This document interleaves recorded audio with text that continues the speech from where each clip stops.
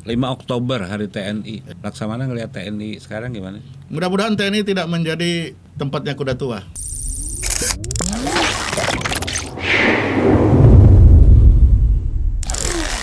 Assalamualaikum warahmatullahi wabarakatuh, sahabat Bravo. Kita bersama-sama lagi. Sudah dimulai rupanya tadi prolog, anggap saja prolog. Pertemuan kita kali ini tentu saja dengan tamu istimewa kita yang kita tunggu-tunggu, yaitu Laksamana Muda Purnawirawan Soleman B. Ponto. Pak, apa kabar? Kabar baik. Sehat sudah 2 bulan Pak, kita belum bincang-bincang. Tentu saja dengan Kang Kopi, Pak Sulaiman Sakib. Bagaimana Kang kalau kita mulai dengan apa yang masih menjadi ini ya Kang? 5 Oktober Hari TNI. Ya. Laksamana ngelihat TNI sekarang gimana? Mudah-mudahan TNI tidak menjadi tempatnya kuda tua. Maksudnya apa ini? Maksudnya apa ini? Baru dengar nih, Keren statement. Keren banget nih. TNI itu, jangan lupa TNI itu tugasnya kan ada kalanya dibilang disama dengan Polri. Enggak, polisi itu duduk, Bapak dikasih undangan, kau menghadap. TNI, Bapak lari kemana saya kejar. Ya kan? Jadi dua hal yang berbeda antara hak konstitusi polisi dan hak konstitusi seorang militer kan. Kalau polisi biar sudah umur berapapun duduk, Bapak datang. Tapi kalau tentara, Kemanapun Bapak lari. saya kejar. Masalahnya bisa ngejar enggak? Nah, iya. Jadi kalau tentara sudah tidak bisa mengejar, untuk apa jadi tentara? Ini bersayap banget. Nah, itu aja yang saya ingatkan. Tentara itu bukan tempatnya memelihara kuda tua. Apa itu kuda muda yang masih bisa mengejar kemanapun kau pergi itu? Kuda itu perumpamaan kan, Iyalah. bukan usia dong. Ya, kuda tua, kuda yang usianya tua kan. Memang usianya tua atau semangatnya sudah tua? Semangat itu tetap saja. Kalau kita berbicara kuda tua, kuda itu tidak punya semangat. Kuda itu hanya ukur semangatnya selalu tinggi. Tapi umurnya tua itu selalu, makanya tidak pernah kita lihat kuda itu mati di kandang. Kuda itu mati di medan pekerjaannya dia. Oke. Karena walaupun sudah tua, dia masih mengerjakan tugasnya. Semangatnya makin tinggi. Oh, semangatnya tapi tinggi, tidak sadar kuda. dengan kondisi Tapi yang namanya Umur. ini tetap fisik ya, tetap. Umur nggak bisa dilawan, ya? umur nggak bisa dilawan. Nggak bisa dilawan, jadi janganlah, ingatlah itu. Ada yang umur itu udah minggir dah ya. Jadi kalau memang sudah ditetapkan umur itu ya sudahlah, jangan minta panjang-panjang. Karena tentara itu bukan tempatnya seperti itu. Obat. Jangan menganggap ini hak konstitusi, tidak salah, betul. Itu adalah hak konstitusi, tetapi untuk militer itu haknya beda. Jadi lihatlah baik-baik yang mana bisa diperpanjang, mana yang tidak. Ya mungkin perwira masih bisa, tapi bintara tamtama. Penugasan seorang militer bukan berdasarkan umur, tapi berdasarkan pangkat. Ya tuh. Pangkat serda, sersan, mulai dari 20, kalau dia perpanjang umurnya sampai 55 itu Sersan terus misalnya. katakan ada di bintara itu. Sementara ini masih harus tempur juga misalnya. Nah, yang namanya sersan tetap lari, kamu nggak ada cerita. Itulah yang Emang itu jadi masalah ya Pak sekarang? kan kita bukannya ingin Usia. memperpanjang usia Pensiun. supaya sama dengan Polri. Polri beda. Itu yang harus, jangan sampai kita memelihara itu.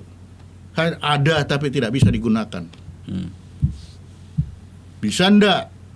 Contoh sekarang bintara tamtama pensiun 55. Kalau diperpanjang 58, artinya umur 55 dia harus masih bisa pergi ke Papua sana. Bisa nggak lari-lari naik gunung di Papua?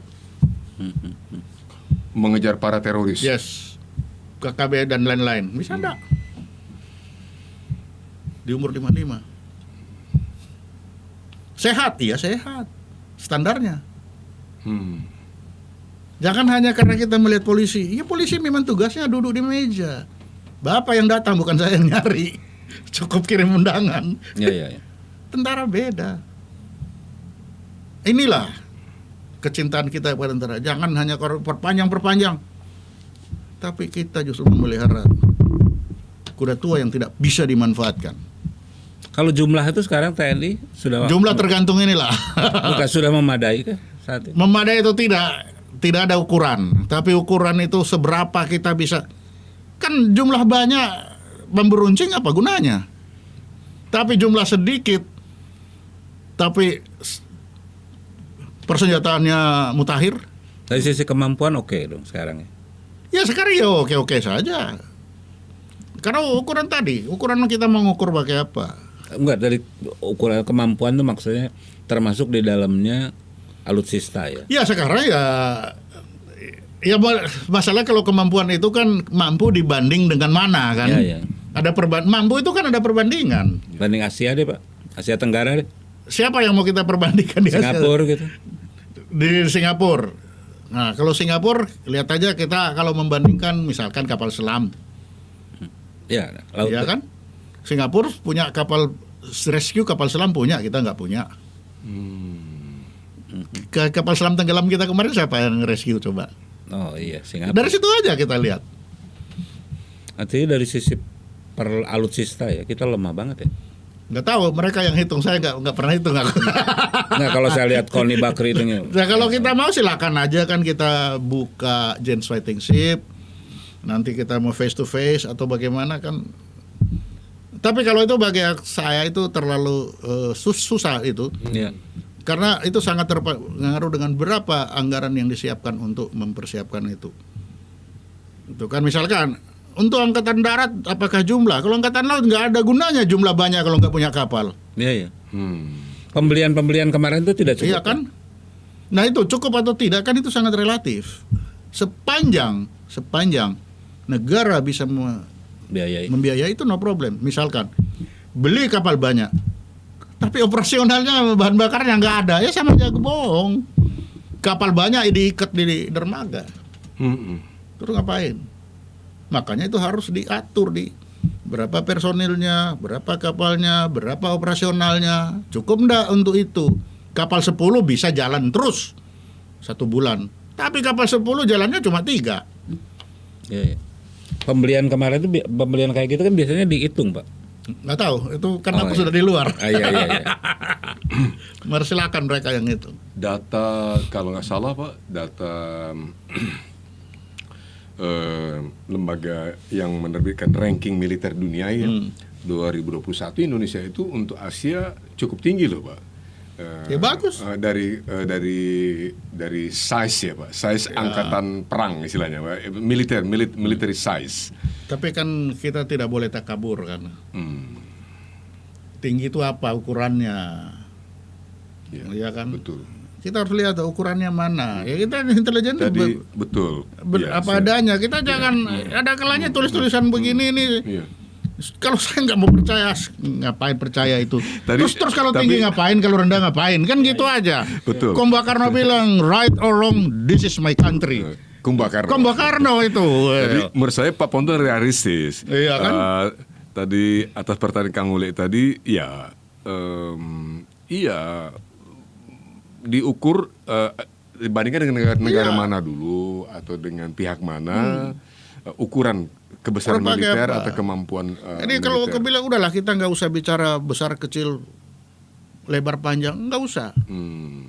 Karena Kumbakarno tadi sudah ajar right or wrong, this is my country. Mau sedikit mau banyak itu urusan aku.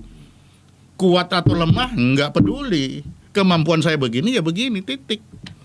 Jangan kita terbuai. Kan itu terbuai. Wah hebat, kita paling hebat. Kita padahal itu bualan doang. Makanya kita diatur, jangan terbuai dengan itu. Ancaman terhadap TNI saat ini apa sih? Ya itu salah satunya tadi. Kamu sama dengan polisi, perpanjang umurmu. Itu. Nanti kalau perwira bisa, kenapa Bintara bilang, luka saya kok nggak bisa? Kan terjadi perpecahan di dalam. Tuh, 1. 2, nanti menentukan panglima yang tidak terpola. Harusnya dipolakan, darat laut udara, darat laut udara. Jangan tidak terpola. Kalau tidak terpola nanti masing-masing akan mencari. Lobby-lobby lagi. Itu lagi. Kenapa di Undang-Undang 82 itu bisa jelas Panglima TNI dijabat secara bergantian, Angkatan Darat, Angkatan Laut, Angkatan Udara. Tegas ditulis. Jangan seperti sekarang banci. Dapat dijabat. Ya kalau dapat dijabat bergantian berarti tidak bergantian juga boleh. Iya kan, lalu ngapain ditulis?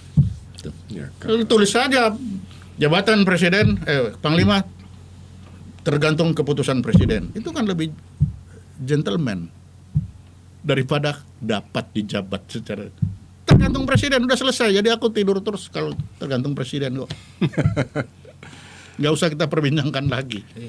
Karena kalau kita perbincangkan terjadi perpecahan di dalam. Itu kalau tanya itu. Dari uraian Bapak tadi, sebelumnya kembali ke yang awal tadi Pak, sebelum bagian terakhir tadi, saya menangkap bahwa perlu ada introspeksi dari sisi TNI ya. Ya. Misal terkait usia tadi. Makanya ketika bicara usia, lihatlah 48 ke 55 saja sudah punya masalah di sana. Sekarang kalau 55 naikkan ke 58, Bintara itu lebih masalah lebih banyak lagi. Kita tidak bisa melanggar hukum alam. Kita tidak bisa melanggar logik AI yang ada sekarang. Sekarang ngapain kita langgar? Percuma, kacau. Nah, melanggar ini kenapa? Ya kalau memang nggak tahu kita kasih tahu. Kenapa barangkali mereka tidak tahu?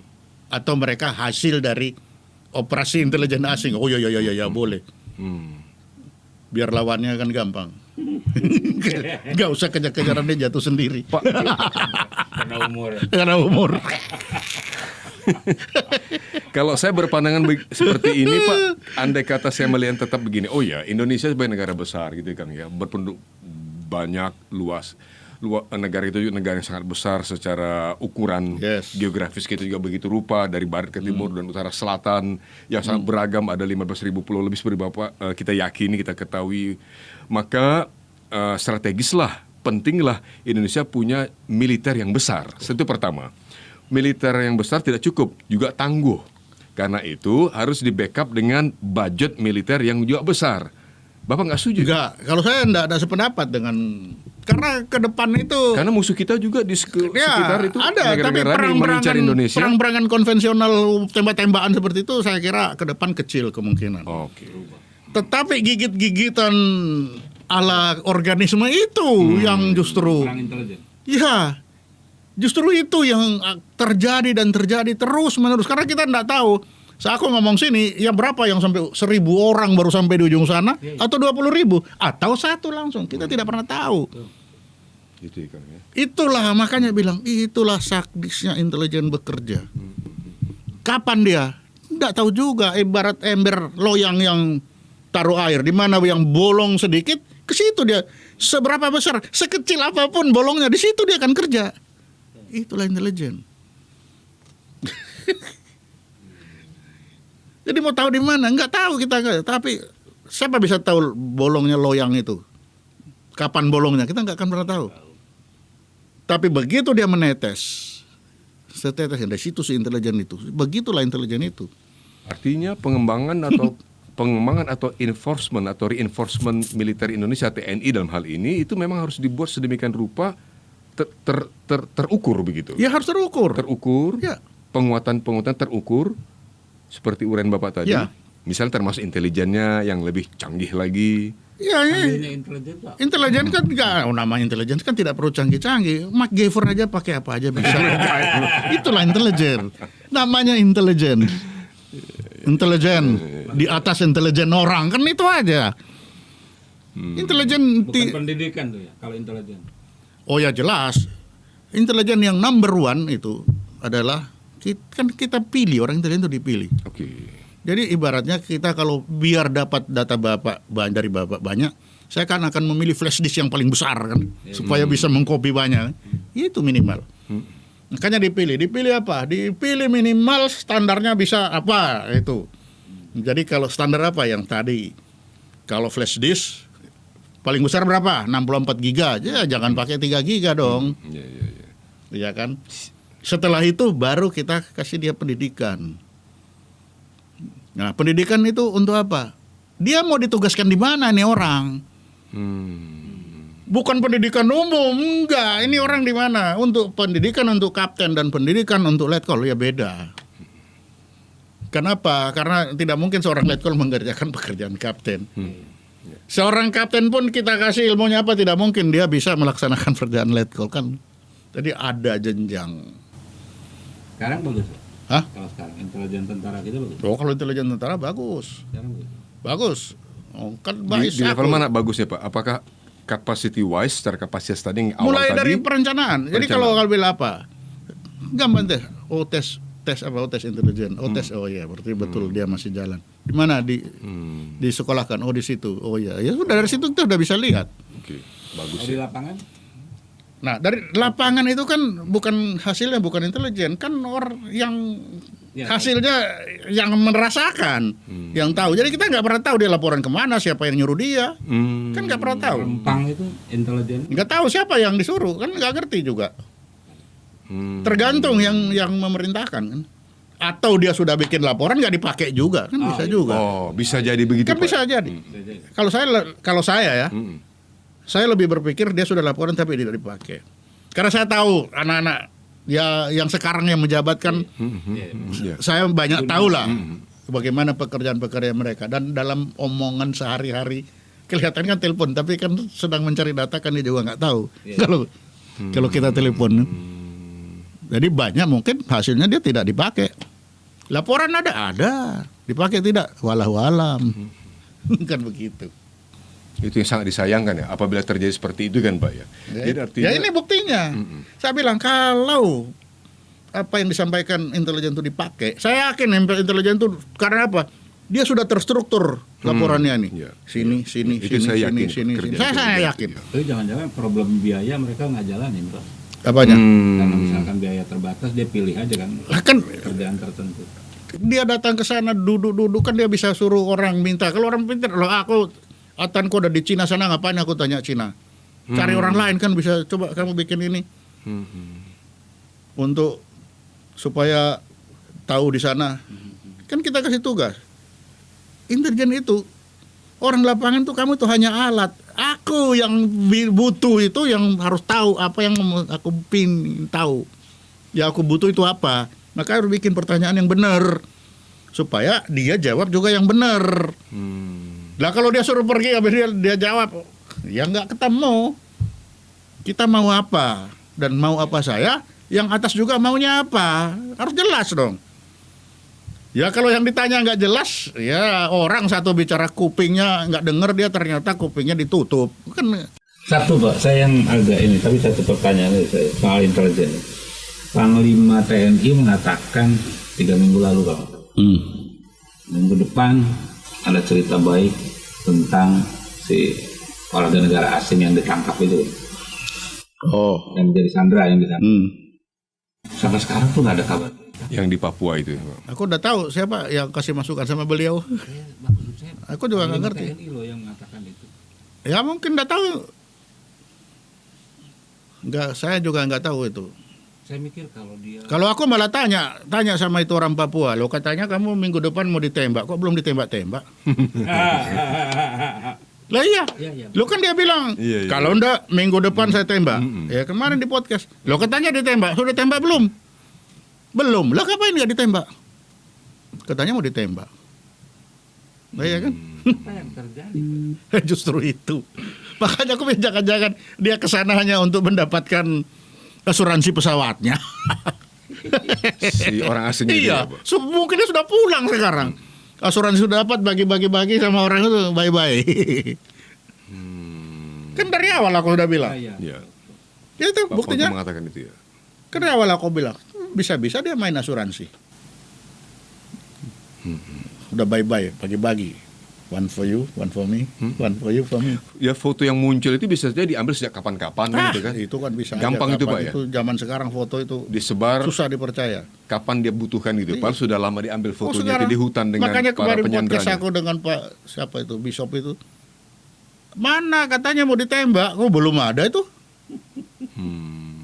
Ayo. Bagi saya mengherankan Pak ya, begitu lama waktunya untuk menemukan lokasi di mana pilot itu dengan para Ya penyanderanya. ngapain dicari? Dia biarin aja dia yang masuk, dia yang datang kok. Oh begitu ya? Lah kenapa tentara harus cari? Karena aku bilang ngapain kamu cari?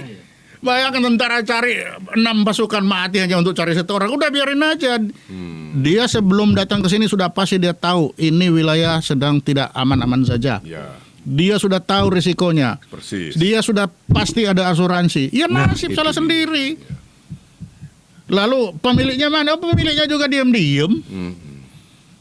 Jadi Harusnya yang ribut pertama pemiliknya. sehingga Kan gitu.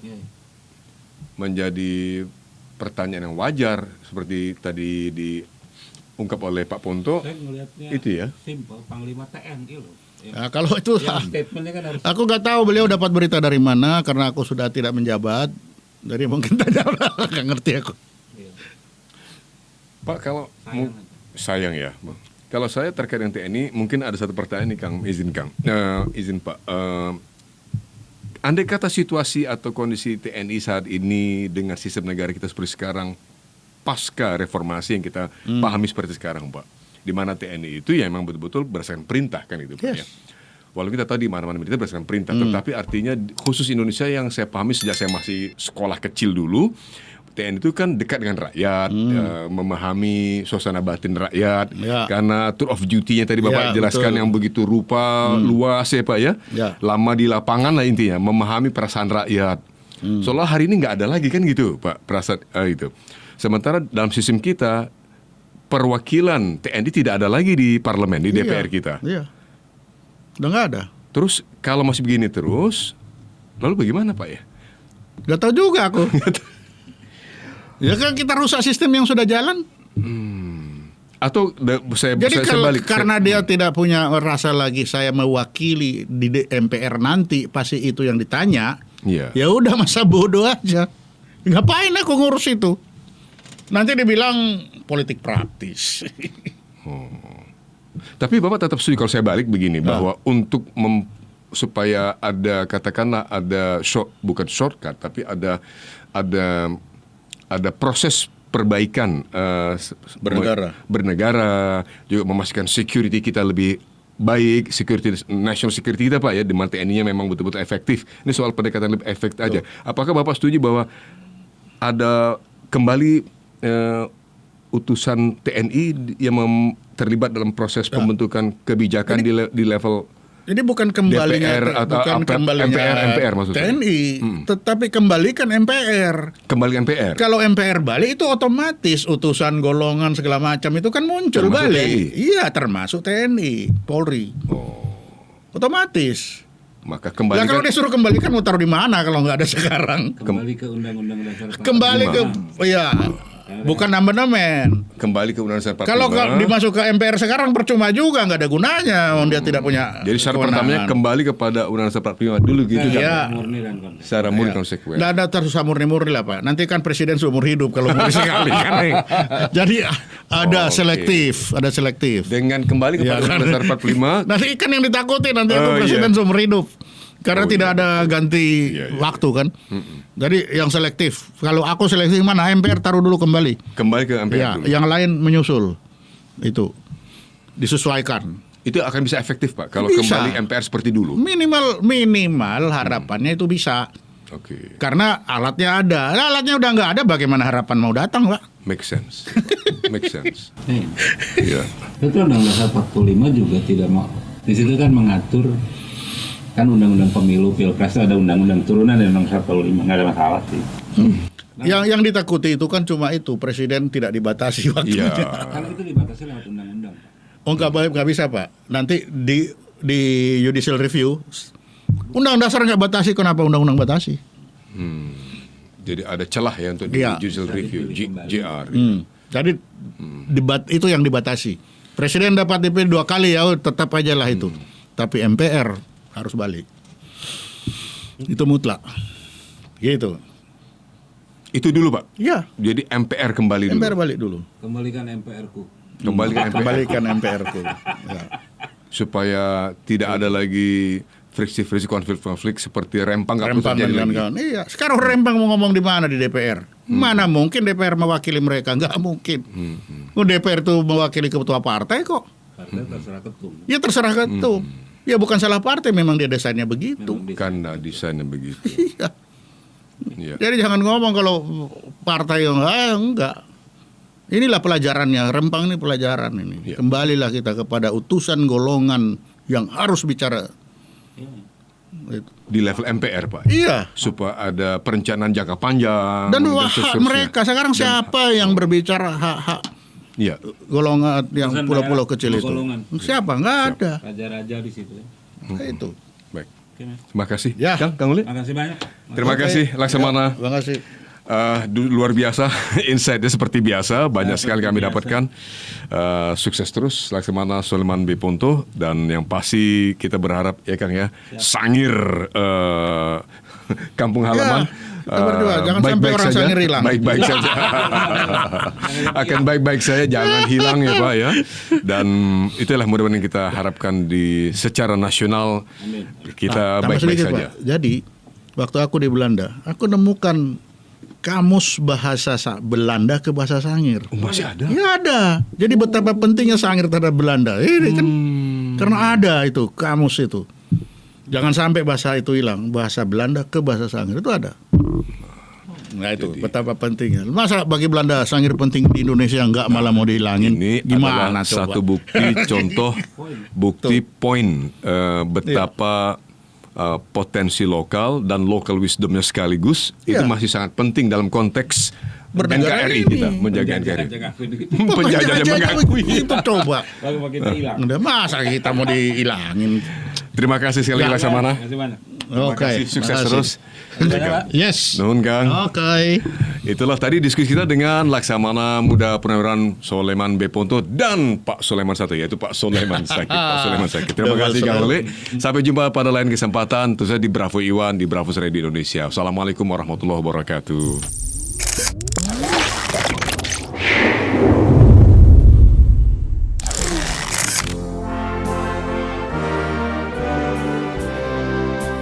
Terima kasih Anda masih terus mendengarkan Bravos Radio dari Batu Ampar 1 nomor 6 Kramat Jati Jakarta Timur. Bravos, Bravos, your digital radio station.